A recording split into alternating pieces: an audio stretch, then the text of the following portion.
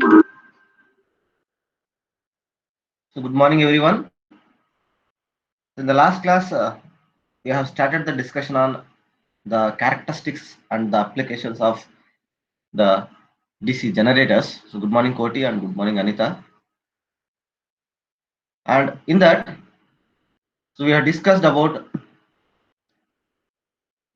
the open circuit characteristics of DC generator. The open circuit characteristics will be same for all the types of DC generators. And one condition is that you have to make all the generators as a separately exit, right? So that make every generator as a separately exited generator, then only the open circuit characteristics will be same as that of the all the generators, right? Now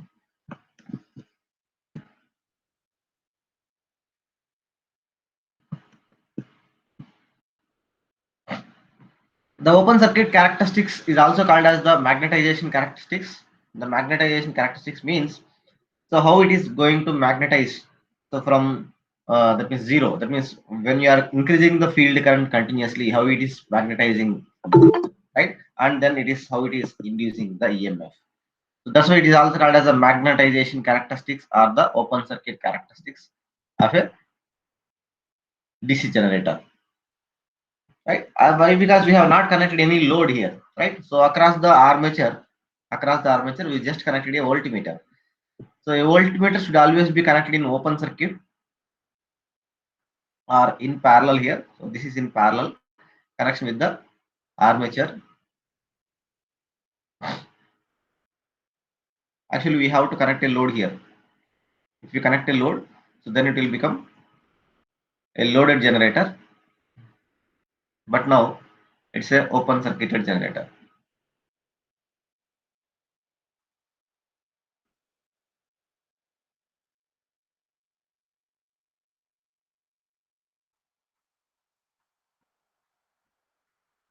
Right.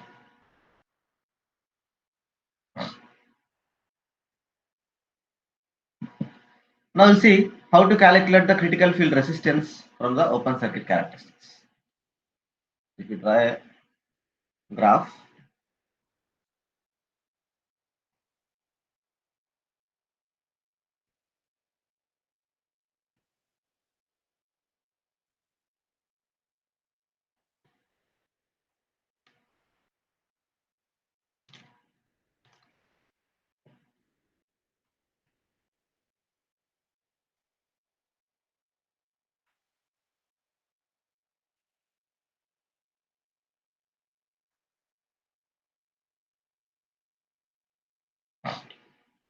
here writing the field current, here I have taken the voltage. Remember IF is the field current.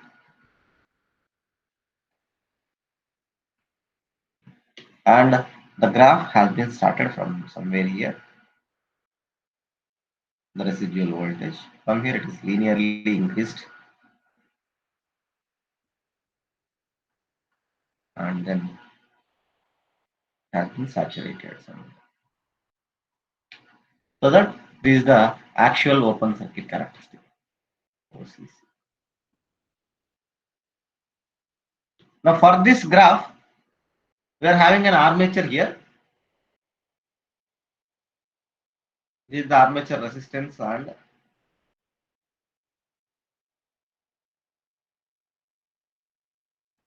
RA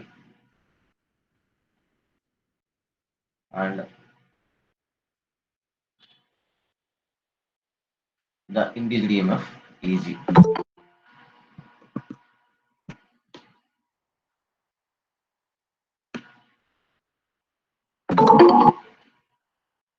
Students are joining.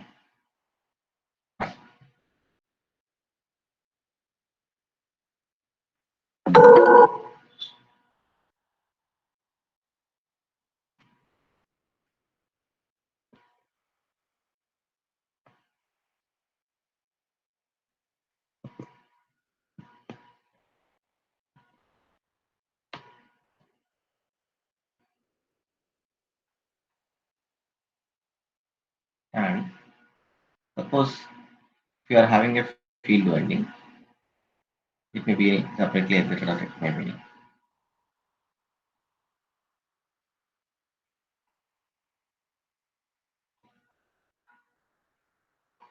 For separately exited, the field winding will be existed here.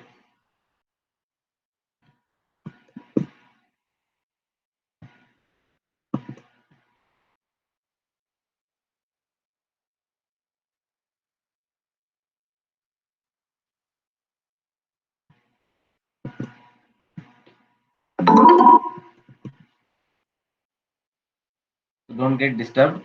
The students are joining so that you are getting some noise here.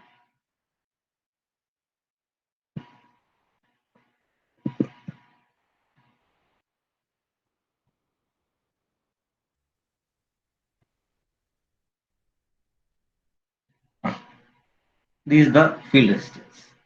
So that calculate the field resistance. So connect a multimeter here and here. Connect a multimeter from here and here. So that measure the field resistance. So that resistance is a passive element and it's a linear element. So the linear element means the voltage and current relation for resistor is a linear one. So that it starts from zero.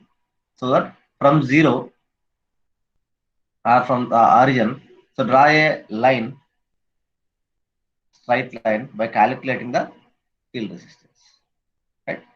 So that means by measuring the field resistance, not calculating, by measuring the field resistance by using any multimeter.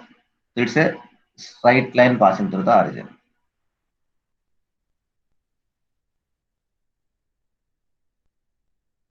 Right. So this is the field resistance line. Field resistance line. It is the actual field resistance line. So that for that field, how much is the voltage you are going to induce now? So for that field, this is the voltage you are going to induce. So that the amount of voltage that we are inducing here, it is under that particular condition. This is the voltage. Let it be V1. V1 is the voltage that you are inducing. Now suppose whenever RF has been increased, I'm increasing RF to at somewhat higher value. Suppose in this situation, same, if it is 100 ohms. In this situation, it is say 100 ohms. In the next situation, I am making it as 200 ohms. So that when I am making it as 200 ohms, so that what happens? So it is moving somewhat in the left hand side direction. Why? Because so R is equivalent to V by I. So whenever it is increased, this portion will be increased and this portion will be decreased. This portion will be decreased. Right? So when our field current is decreased, so that it is moving somewhere in this direction, in the left hand side direction. In the left hand side direction. Right?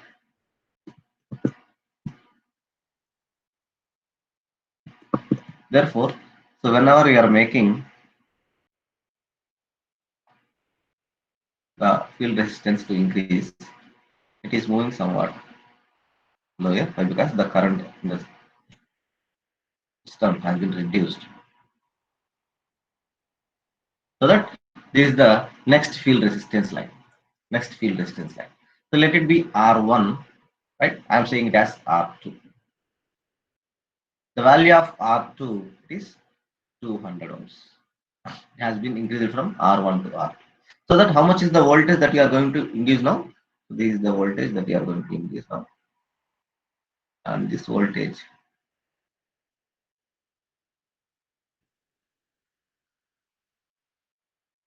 is V2. So that whenever R2 is greater than R1, that means whenever the field resistance has been increased, whenever R2 is greater than R1, then it is causing V2 is less than V1. So that the EMF induced in the system is less than that of the previous value. So whenever the resistance in the system is increasing, whenever the resistance in the system is increasing, automatically the voltage in the system is reducing. Why? Because it is causing more voltage drop. more voltage drop, or otherwise it is reducing the overall flux of the system. Clear everyone? Therefore, in the next point, suppose if it is further increased from 200 ohms to 300 ohms. So when it is further increased, the field current will be further reduced so that it is moving in this direction.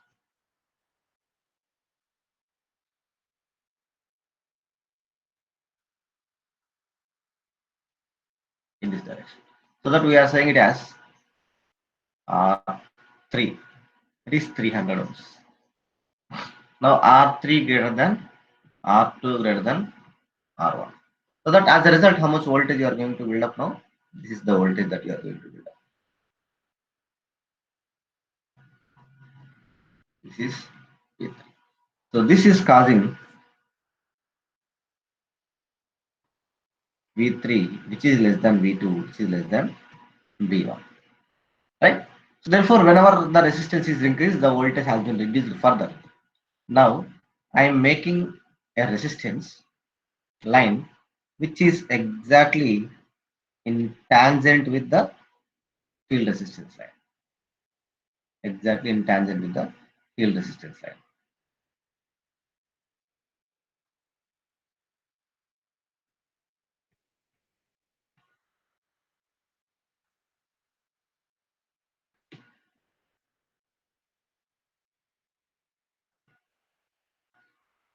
Complete this, which should be a tangent.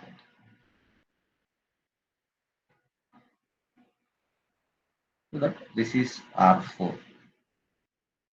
R4, it may be approximately 350 ohms, say 350 ohms. Now R4 is greater than R3, which is greater than R2, which is greater than R1.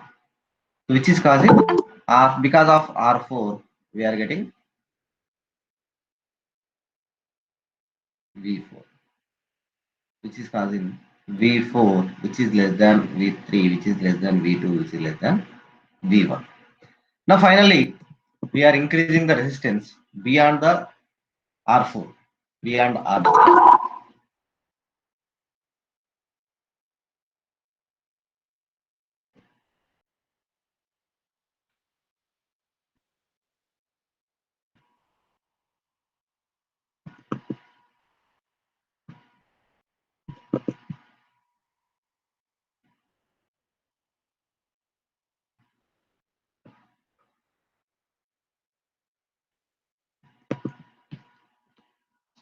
We are making the resistance which is beyond R4.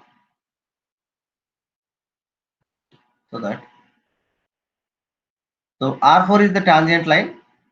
Beyond R4, every resistance which is more than R4, it will be just an increment, right? So no need to draw like this also, just an increment.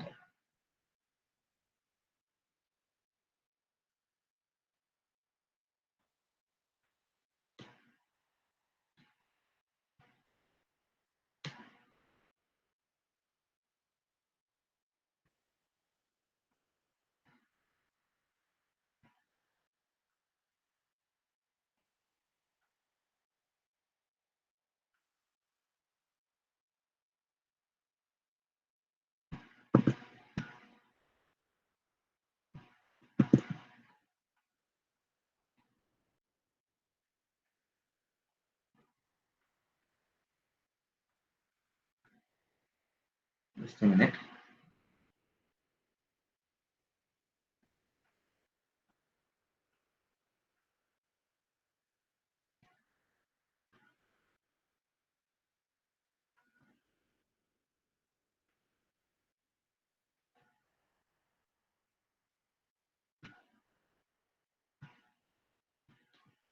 So that this resistance value is just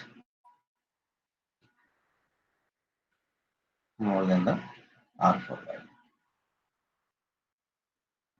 So this is R5. It is just an increment, 351 ohm. 351 ohm. So that what is the voltage induced? It will be very, very small.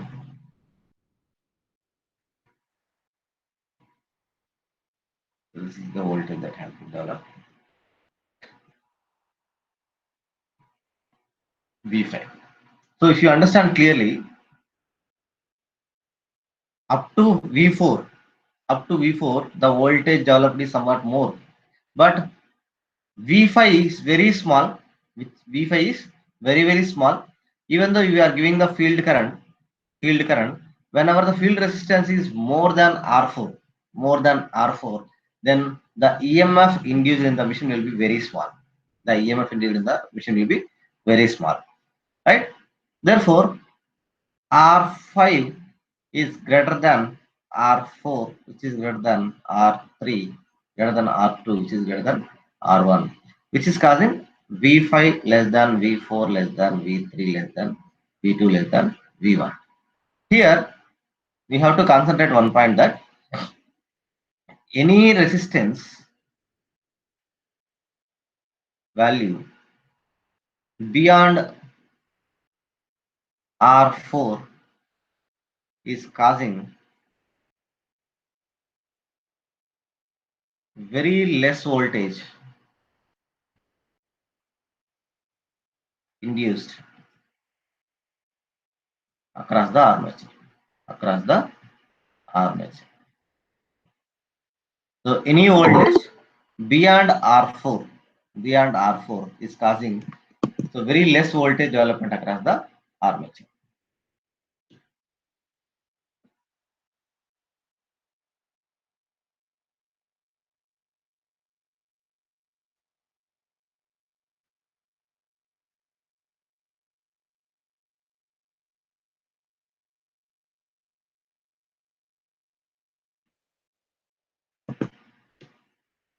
So any resistance value beyond R4 is causing very less voltage induced across the armature. So that resistance R4, that resistance we are calling it as the critical field resistance.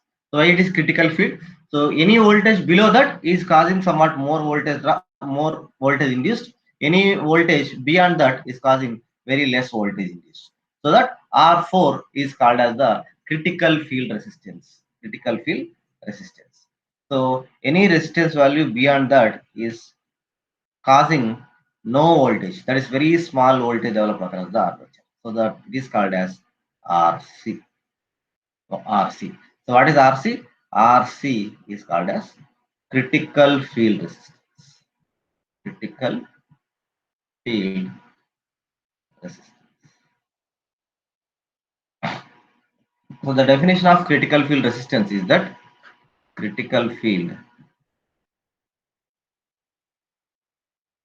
resistance RC. So it is the resistance, it is the field resistance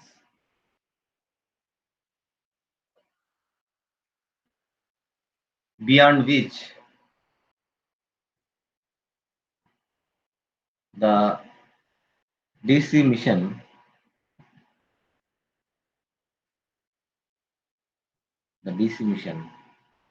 fails to build up the voltage.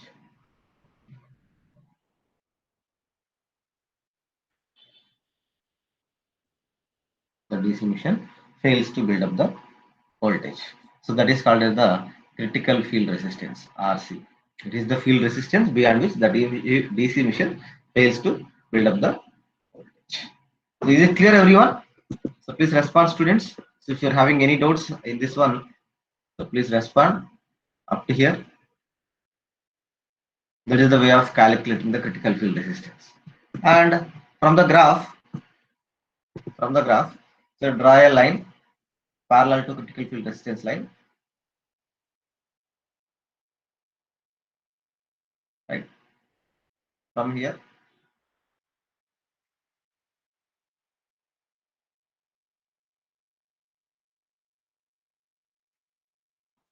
and align to field current also, right? So let it be point S and let it be point T. Let it be O.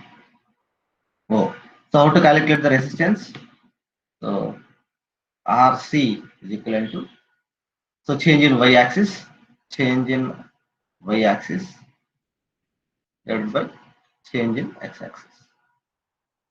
That is the way of calculating the slope, right? So it is the slope, right? The resistance is the slope.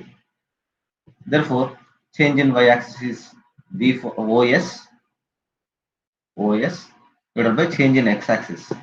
The change in x-axis will be O. Therefore, that is the value of critical field resistance. That is the value of critical field resistance. So, students, please respond. So, is it clear or not? So, we'll discuss how to calculate critical speed also.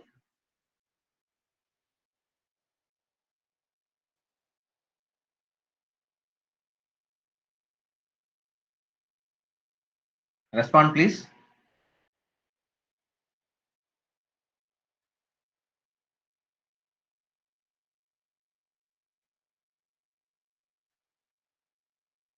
If you are unable to understand that, so please inform me that one also.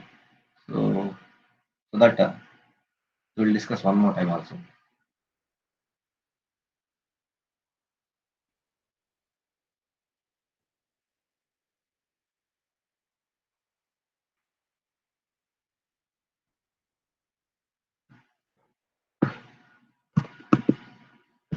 So now we'll see the discussion of calculating the critical speed.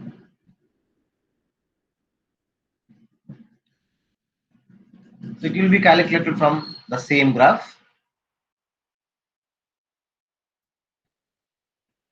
Let me draw the same graph.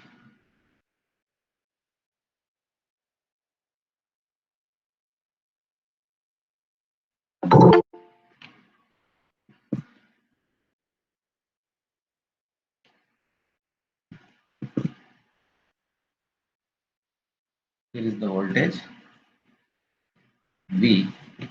Here is the field current.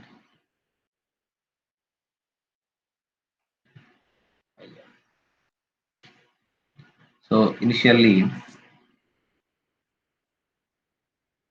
this is the voltage increased in the machine.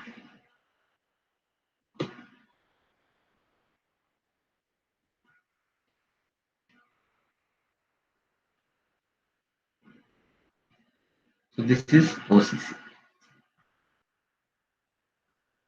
open circuit characteristics. And for this one, we are having the actual field resistance. The actual field resistance will be somewhere here.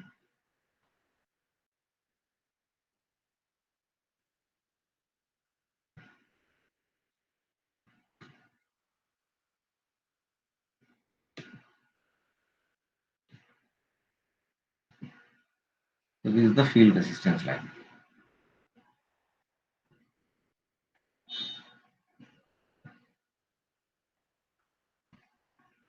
Field resistance line.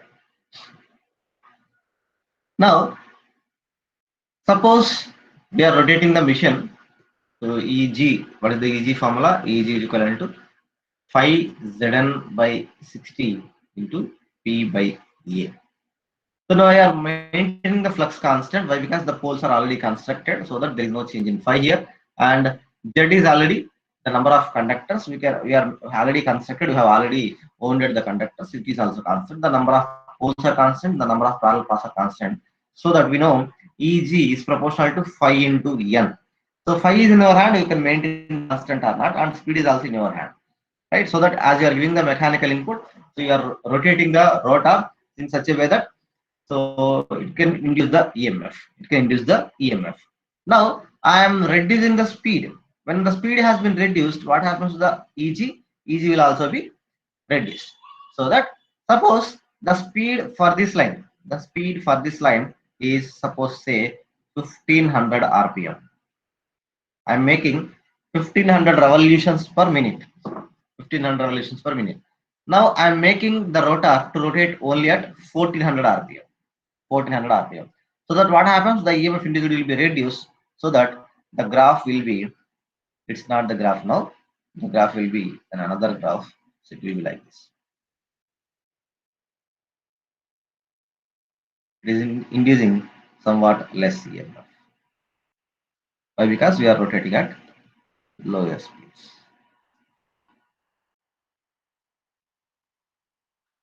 So that the speed for this line will be 1400 RPM. So let the first one is N1, the speed, and here the speed is N2. Now we are having N2 less than N1, so which is causing a voltage. Just check the voltage here. So the voltage that has been developed here, it is, this is V2.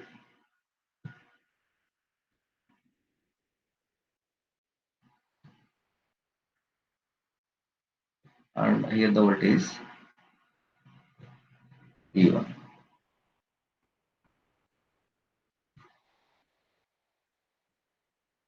So N2 less than N1 is causing V2, which is less than V1 as well.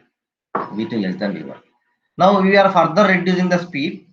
We are reducing further. Therefore, the voltage will be further reduced.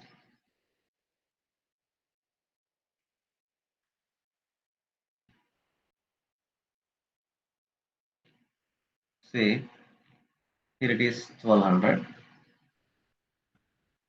RPM and it is N3. And the voltage developed is further.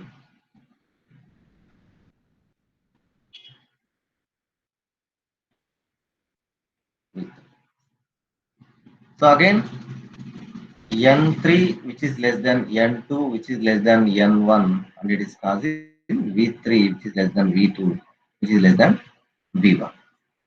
So if you further reduce, if you further reduce, if it is further reduced and try to make the speed which is tangent, which is a tangent to the field resistance line. So this line is say some 1100 RPM. Say for example, not I'm saying it is like it's not the exact values. It is, yeah. So when speed is further reduced, it is causing a voltage which is less than V3,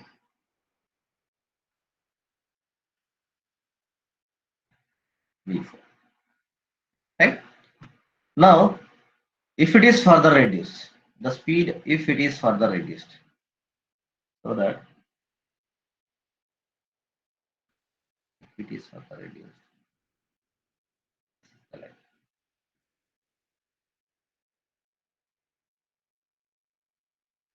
right? So that it will be very small decrement, right? So that it is 1099 RPM, which is M5. So that for this one, what is the EMF developed? The EMF developed will be somewhere here, right? That means the speed. So if you draw perfectly this line, let me draw this one somewhere one more time.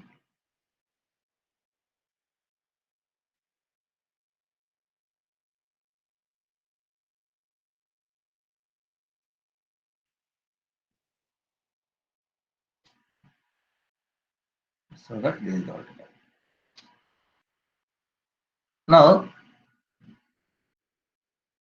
at this particular speed, at this particular 1100 RPM, the EMF developed will be V4 somewhat more than that of the V5 value. But at V5, the EMF developed will be very, very small. That means it is the speed of the mission. The 1100 is the speed of the mission, which is tangential to the field resistance line, and beyond this value, right? Any speed below this value, right? Whenever it is reducing below this value, so automatically the EMF developed will be very small. So that we are calling this as the critical speed. Critical speed. The speed below which the machine fails to build up the voltage. The speed below which the machine fails to build up the voltage, that is called as the critical speed of the machine. Critical speed of the machine. right? So what is critical speed?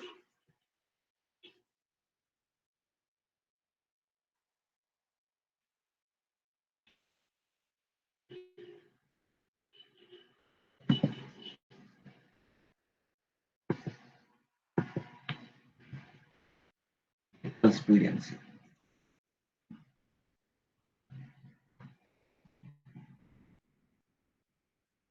It is the speed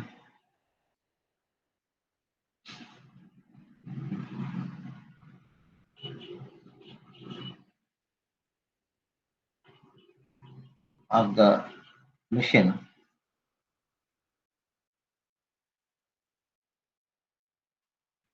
below which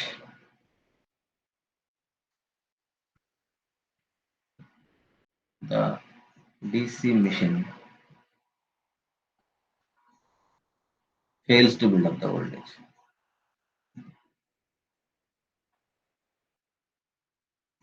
Fails to build up the voltage. That is the critical speed of the machine. So to calculate the critical speed, so first of all, this field resistance line value is already known. So we have already measured from the multimeter. So this is known, right? So draw a line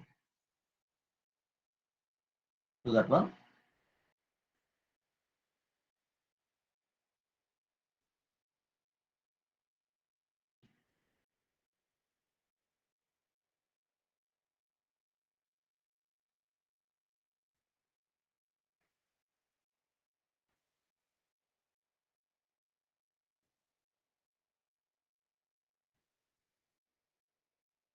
So let it be O,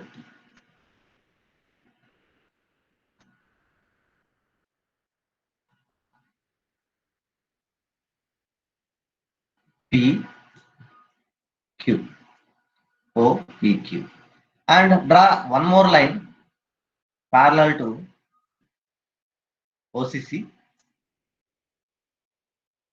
Draw one more line parallel to OCC.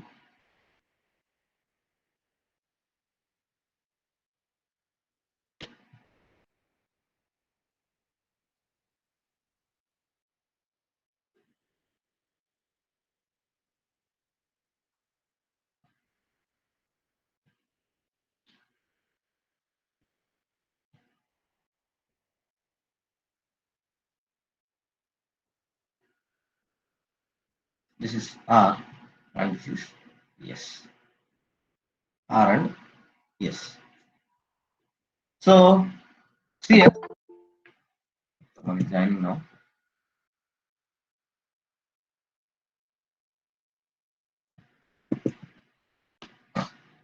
Eg is proportional to speed. Eg2 divided by Eg1 is equivalent to N2 by N1. Eg2 divided by Eg1 is equivalent to N2 by N1. Now, the speed for this line is known, right? For the speed for OCC curve is N1, right? N1 is the speed for OCC, which is known. And the voltage values we are calculating and measuring and drawing there. Therefore, Eg2, what is Eg1? Eg1 is OP, OR. Eg1 is OR and Eg2 is OP, right? So OP by OR is equivalent to Eg2 divided by Eg1 is N2. So what is the speed for this one? N2 is for the OP, so that it will be N2 divided by, and the speed for the OCC will be N1, that will be. Therefore, N2 is equivalent to NC, NC is equal to N1 into OP by OR, OP by OR. So like that, we can calculate the critical speed of the machine. Critical speed of the machine. So remember, N2 belongs to OP, N1 belongs to OR. N1 belongs to OR. That means the speed for OCC is already known, 1500 is known, and the voltage is also known. The voltage is also known. It may be OR or V1 or any voltage. Draw a line and make that point as known voltage. That means all the voltages are known. How much it is built up in? You are connecting a voltmeter in an open circuit test. You have done the open circuit test. You are here. So here I have. Just a minute.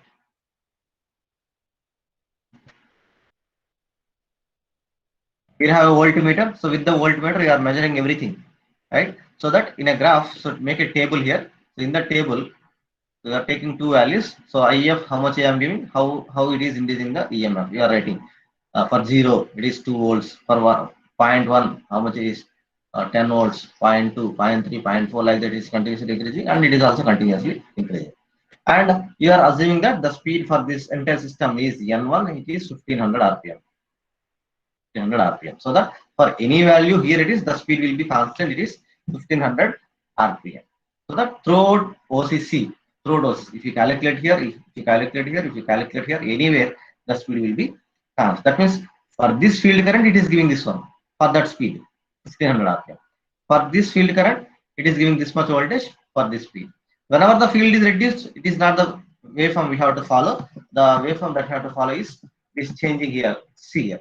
Whenever the speed is reduced, it has been reduced to green line, and then to purple line, and then to blue line, and then to yellow line. Like that, it is changing. But throughout the black line, the speed is constant, and it is 1500 RPM approximately. Say, right? So that we are drawing a line here, right? So that for that OCC, the speed is N1, and for that yellow line, the speed is N2, and we are calling that N2 as the critical speed. NC is equivalent to N1 into OP by OR. Like that, we will calculate the critical speed of the machine. So like that, so we'll find the critical field resistance and the critical speed of the machine. This is the first characteristic, and the next characteristic you have to draw for a separately excited DC generator. That is the internal, external, and load characteristics. So that we'll see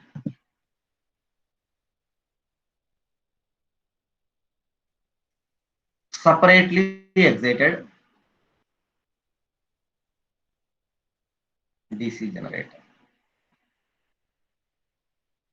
We'll see the characteristics of separately excited DC generator and the applications as well.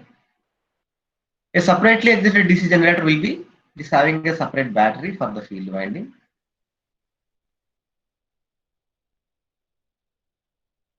This is VF, this is RF, and the current flowing here it is IF. And there is an armature with an armature resistance, and the load will be connected here. This is the load. Here the EMF will be induced, and it is giving an armature current IA, right? And the armature resistance, the current flowing here, it is the line current or the load current. It will be the terminal voltage V. Terminal voltage V. So we have to draw the characteristics.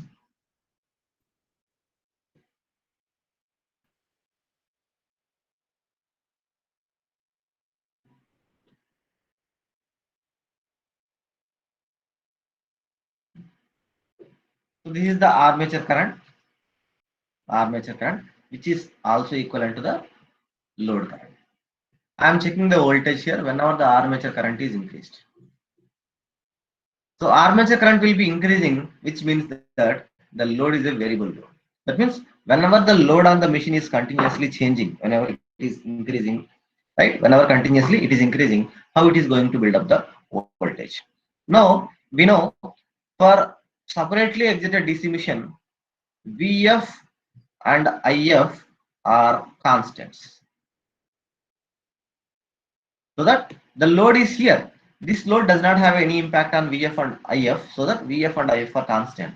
Therefore, when IF is constant, the flux in the machine is proportional to IF, so that phi is also constant. So that it is a constant flux machine, right? Therefore, the induced EMF Eg is always proportional to n into phi. So phi is constant, therefore Eg is proportional to only n, since phi is constant. So that whenever we are maintaining the speed constant, therefore if n is constant, then Eg, the induced EMF, is also constant. The induced EMF is also constant. So that the EMF developed by the machine should be constant for any value of the load. So even though it is increasing or decreasing, any value, it should be constant. So that this is called as the constant voltage or the no load voltage of the machine. Right? This is the rated voltage or the no load voltage. Under no load condition, how much it is inducing, the same voltage should be developing continuously. So no load voltage means this RA is equivalent to zero condition. So under this condition, how much it is inducing, the same voltage it has to build up in the machine. But there exists a effect called armature reaction in the machine. Armature reaction in the machine. So because of the armature reaction, whenever the armature current is increasing, the effect of armature flux on the main field flux is increasing. So let me write here. As IA increases, that is the armature current. As IA increases, the armature flux increases. So when armature flux increases, armature flux means phi A. When phi A increases, armature reaction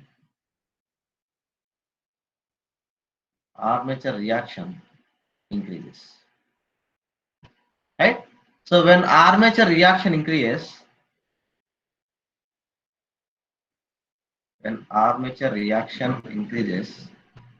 what is the result? As a result, the EMF induced will be reduced.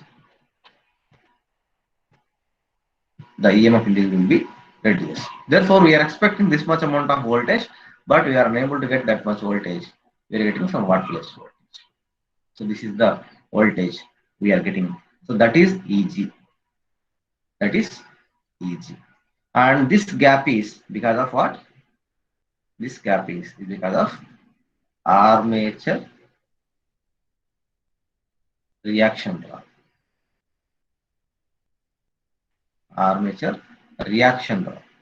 The drop due to armature reaction. But when you are coming to the load, the load voltage will be V. We are not getting Eg as it is. So here it is Eg. So how much it is inducing, the same voltage we are not getting to load. Why? Because there is a drop in armature resistance. So that the load is getting a voltage called V because of the armature resistance. So that we are getting, this is the final voltage. So this is the terminal voltage V. So this is the drop between Eg and V. This is because of armature resistance drop. Armature resistance drop.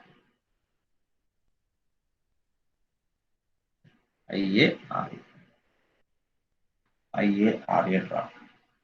Why? Because we can write the formula here. What is the terminal voltage V? V is equivalent to Eg minus IARA. So that from Eg remove IARA, so that you will get V. So that from Eg remove IARA, so that you will get V. Right? So now see the characteristics line, black line, green line, and the red line we have drawn here. And written the characteristics. What are the different types of characteristics? Internal characteristics. It is V, IA, and V0. So that is a black line, and IA and EG green line, and IL and V, that is a red line. We have drawn 3 lines here. So all the characteristics in a single graph. So this is internal characteristics. EG versus IA is the external characteristics. V versus IL, that is the load characteristics. So all the characteristics have been drawn in a single graph. So these are the characteristics of separately excited DC generator. And even though you have drawn the lines like this, the drop from E0 to V will be very small. Why? Because armature reaction, by providing the compensating windings, we have removed, and armature resistance is very small, so that the drop in armature resistance is also very small. the drop from E0 to V is very less.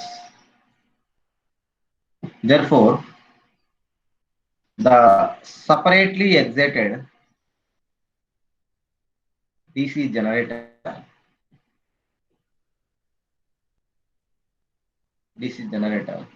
is called as approximately constant voltage generator. Constant voltage generator. Constant voltage generator. Why? Because the flux in the machine is constant, right? So it is a constant flux machine.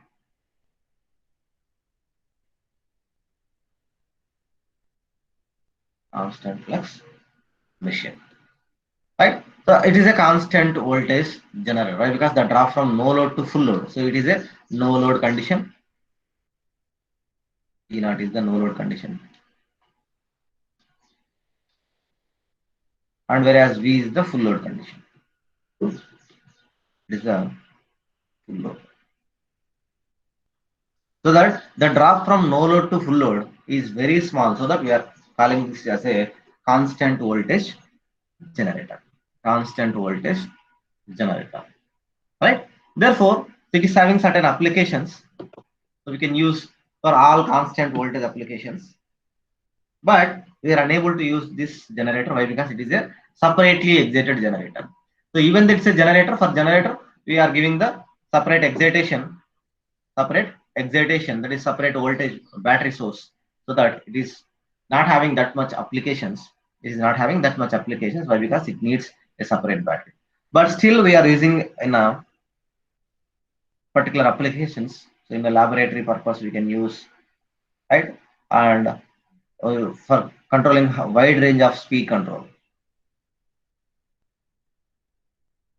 So applications you can write here.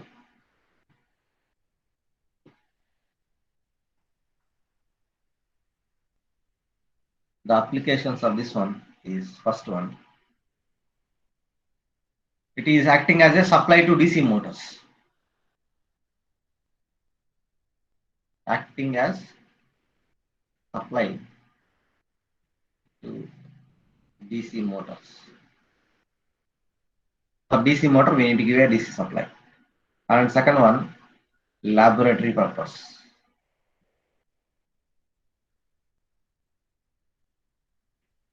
And wide range of speed control for DC motors. So whenever we are controlling the DC motor speed, so in a large range, so we can go for the separately exist DC generators, and we are using laboratory purpose. In almost in your college lab, we are having the separately excited DC motors, right? And it is acting as a supply to the DC motors. So in your laboratory, there are DC motors. For that one, we are giving a supply through the separately excited DC generator. Right? In our college lab, almost we are having that one. Is it clear, everyone? So please respond, students. Is it clear or not? So that we will discuss the next generator. Right. So once the slide is completed, you can take the screenshot of that one so that you can make a notes. You can prepare own notes here. So in your mobile phone, you can take the screenshots of all these things. What I have discussed already. So that it will give some more knowledge to you.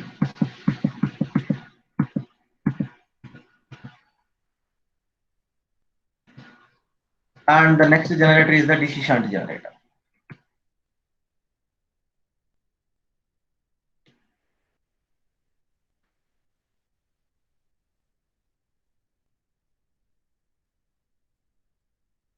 DC shunt generator. DC shunt generator is having a diagram, an armature here,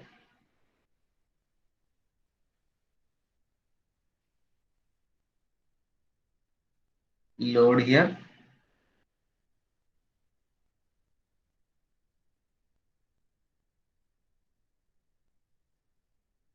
field winding.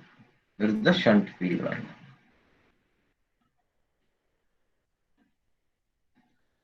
So here it will induce EG, RA, and the current here it is IA. This is the load. The voltage across this one is V, and the current through this path is IL. This is the shunt field resistance RSH, and the shunt field current is ISH. That is the shunt field current. Now the load is a variable load. So based on that one, we are discussing here. And in this mission, for any load, ISH is always constant. Is always constant.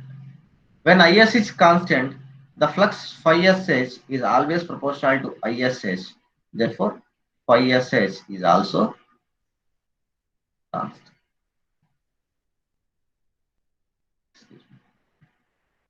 Is also constant.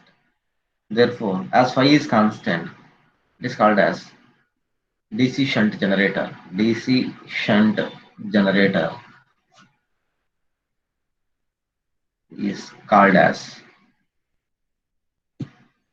constant flux generator.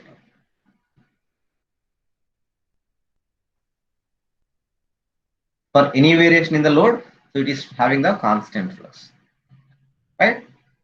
And Eg is proportional to n into phi, and phi is constant. From that one, Eg is proportional to only n. If n is constant, so which is causing Eg is also constant. Eg is also constant. Therefore, if you draw a graph,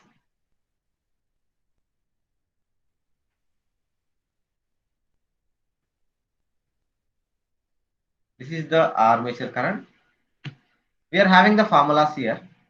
The armature current IA is equivalent to IL plus ISH. And we know as ISH is very small, as in the starting classes we have discussed that one, as ISH is very small, IA is approximately equivalent to IL. Therefore, IA is approximately equivalent to IL for a DC machine. And here drawing the voltage here. So actually, the machine should have a constant voltage. Why? Because EG should be constant, and we are expecting a constant voltage from no load to full load.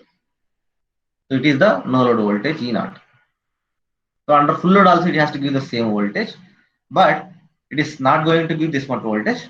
So as soon as the load is increasing, as load increases, IL increases. When IL increases, IA increases.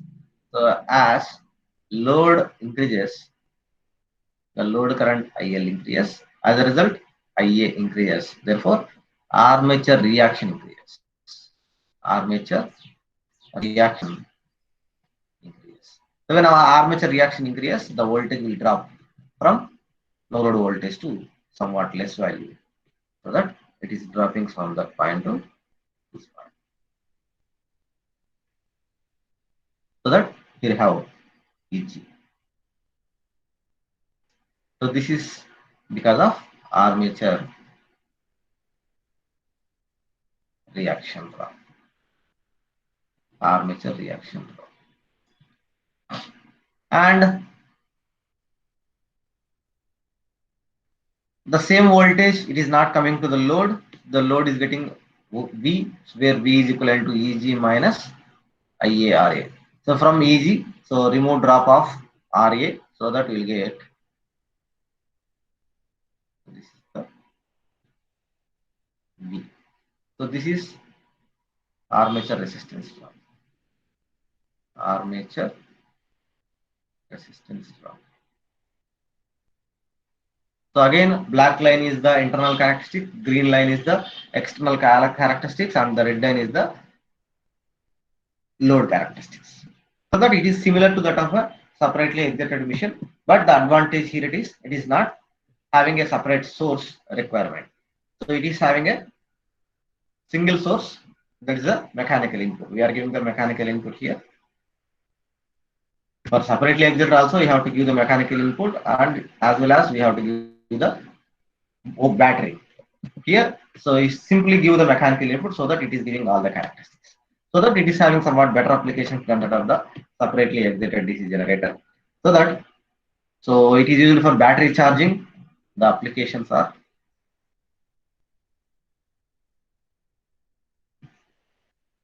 can go for battery charging,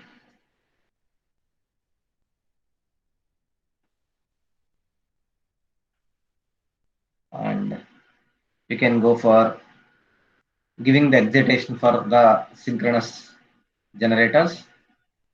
So for giving excitation to synchronous generators,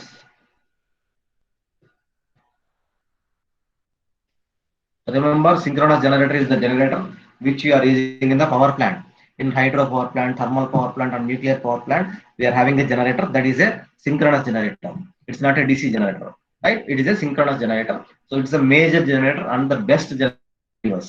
So for that best generator, you are giving the excitation by using the DC generator, DC shunt generator, so that it is having the more applications in throughout your power system, and it is also used for electro planting,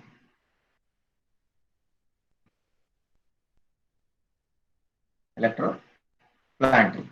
So if there is no induction motor, so in the place of that one, we can go for the DC shunt motor also in the shunt mission applications. In the DC shunt motor, we'll discuss that in the DC shunt motor applications. So these are the applications of DC shunt generator. So battery charging and excitation, synchronous generator, and the electro planting, right? So wherever constant voltage required, simply you can write as it is a constant voltage generator, DC shunt generator is a constant voltage generator.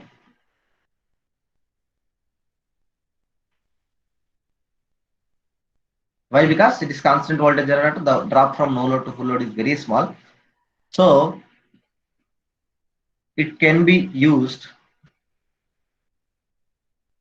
for all constant voltage applications.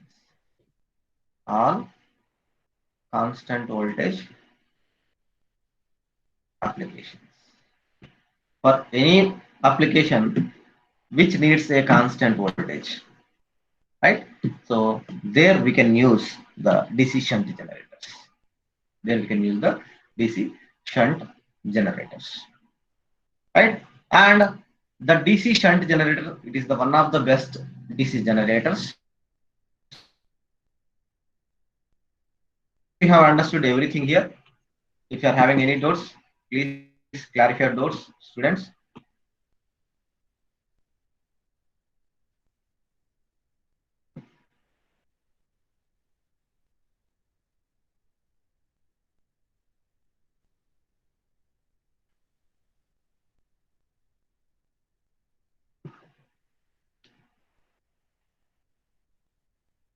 If you are having any doubts, please clarify your doubts, students.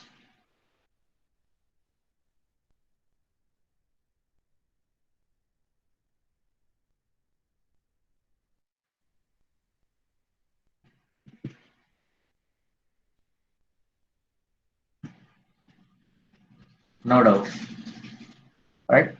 So are you able to understand what I am speaking?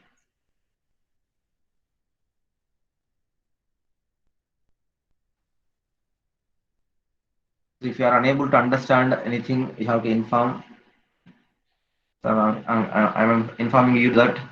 So you should have to clarify the concepts and everything.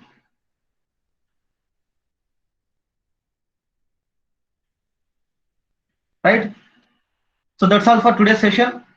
So we have discussed the applications of DC separate generator and the shunt generators. So in the next class, we'll discuss the remaining generators. And with that, most probably you can complete the first unit syllabus.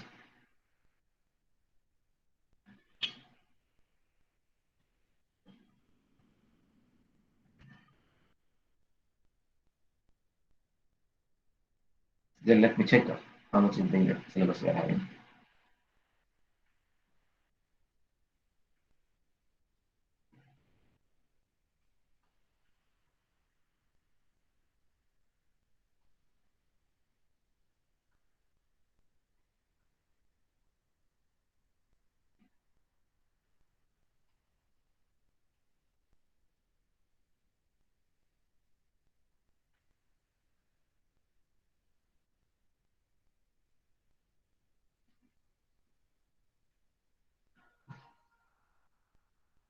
So we have discussed the construction, principle of operation, EMF equation, and the classification of DC generators based on excitation, OCC, and applications of DC generators. So with the next class, it will be completed the first unit, and later on we'll start the second unit, so that we'll move to the DC motors as well. DC motors as well, right?